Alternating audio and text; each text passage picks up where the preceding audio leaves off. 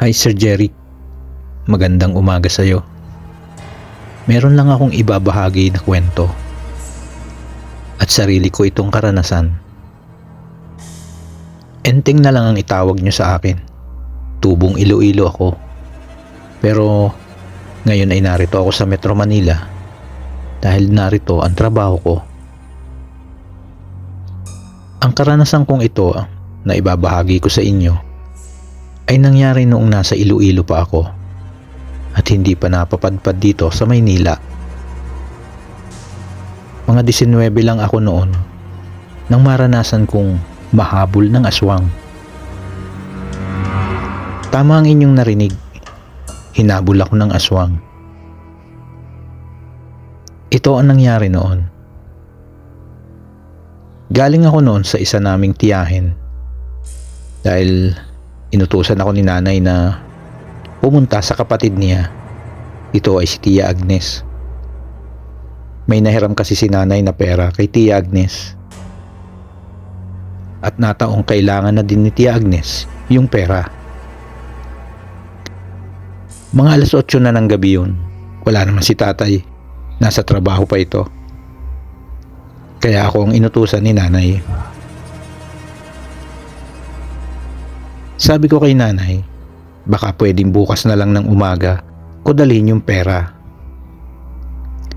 Nay, baka pwedeng bukas ko na lang dalhin yung pera. Gabi na po. Ang sabi naman ni nanay, naku anak, ngayon na at maagang kailangan yan ni Ate Agnes. Ngayon ko lang kasi nalaman, pinasabi ni Ate Agnes dyan sa kapitbahay natin na kailangan na daw niya yung pera.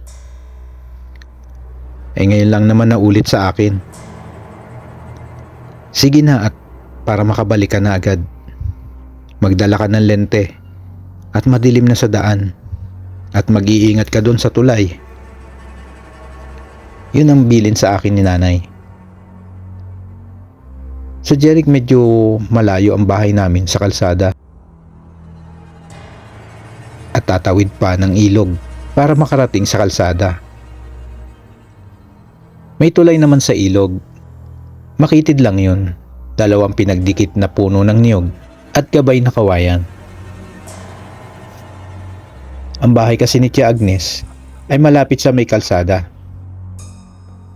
Kumilos na ako at kinuha ko yung lente at nagpaalam na ako kay nanay. At nagsabi na ako kay nanay na alis na ako. Nay, alis na po ako. Asan po yung pera na ibibigay kay Tia Agnes? Matapos maiabot ni nanay sa akin yung pera, umalis na ako. Mga 8:30 na din ako nakaalis ng bahay. Na naglalakad na ako, nakita ko na talagang nakakatakot ang daan. Napakadilim kasi. Naisip ko tuloy na baka makakita ako ng multo o tikbalang sa daan.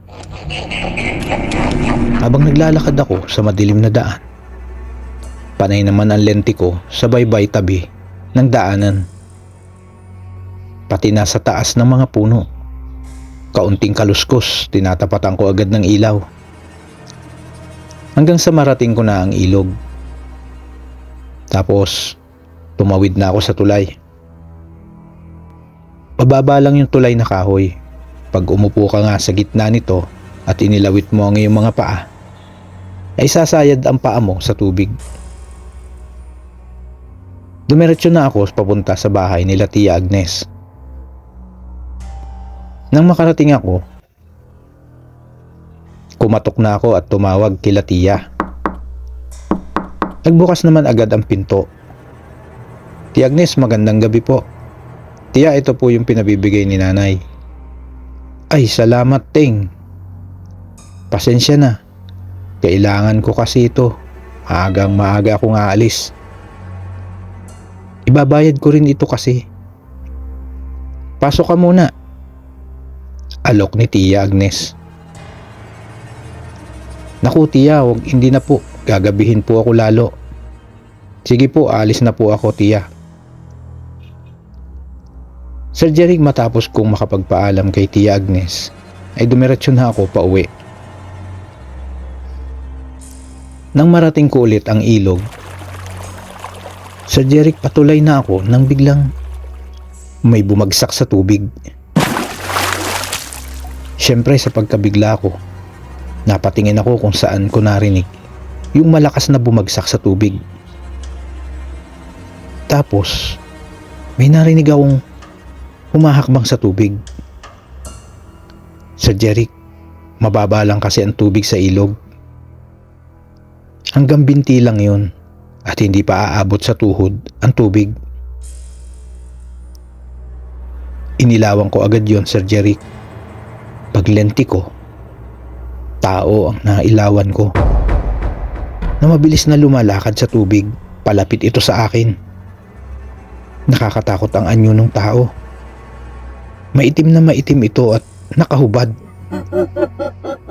Nanlalaki ang mga mata at nakanganga ito na para bang pangangagat. Lalaki ito, Sir Jeric. Sa takot ko, halos magkandahulog ako sa tulay pagtawid, Sir Jeric. Ako talaga ang punteriya ng lalaki at umaangil ito palapit sa akin. Parang sasabog ang dibdib ko sa takot sa taong yun. O kung tao ba talaga yun o isang aswang. Sir Jeric, na makatawid ako sa tulay, mabilis akong tumakbo paahon sa ilog. Hindi na ako lumingon. Pero lalo akong kinabahan habang tumatakbo nang makita kong humahabol yung lalaki sa akin. Talagang takot na ako noon na baka maabutan ako. Nang matanaw ko na ang bahay namin, doon na ako nagsisigaw. Nang makarating ako sa amin, halos magiba ang pintuan namin sa lakas ng pagkalampag ko. Nanay, buksan niyo po ang pinto. Pagbukas ni nanay ng pintuan, mabilis akong pumasok. Ano nangyayari sa iyo, anak? Tanong agad sa akin ni nanay. Nay, may nakita kong aswang doon sa ilog. Hinabol po ako. Sumilip si nanay sa may pintuan. Sigurado ka, anak? Opo, nay. Maya-maya, may kumatok sa pintuan. Ilang kapitbahay pala namin ang dumating. Narinig daw kasi nila na ang lakas ng pagsigaw ko. Tinanong nila ako kung ano ang nangyari at bakit ako sumisigaw. Sinabi ko na may aswang ang humahabol sa akin. Doon ko siya nakita sa may ilog. Tapos bigla na lang akong hinabol nito. Kahit ang mga kapitbahay namin ay nagulat sa sinabi kong yun. At yung ibang kalalakihan ay bumalik sa ilog para tignan, pero wala na silang nakita doon.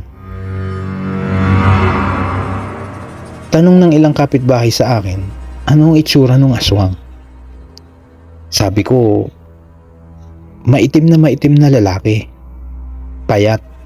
Ang nakakatakot ay nanlilisik ang mga mata nito at umaangil. Sa Jeric, maaari daw na napadayo lang ang aswang na yun sa lugar namin. Maaaring napadaan lang ito doon. At tiyempo namang napadaan din ako sa ilog. Dahil sa tagal na daw nilang nakatira doon. Ayun pa lang ang unang beses na may aswang na nakita. Sa Jeric, maaaring totoo ang sinabi nila dahil lumipas ang mahabang panahon. Wala nang nabalita tungkol sa aswang. Sir Jeric, hanggang dito na lang ang kwento ko. At sana'y maisingit mo ito pag nag-upload ka. Salamat. Ito si Enteng ng Maynila.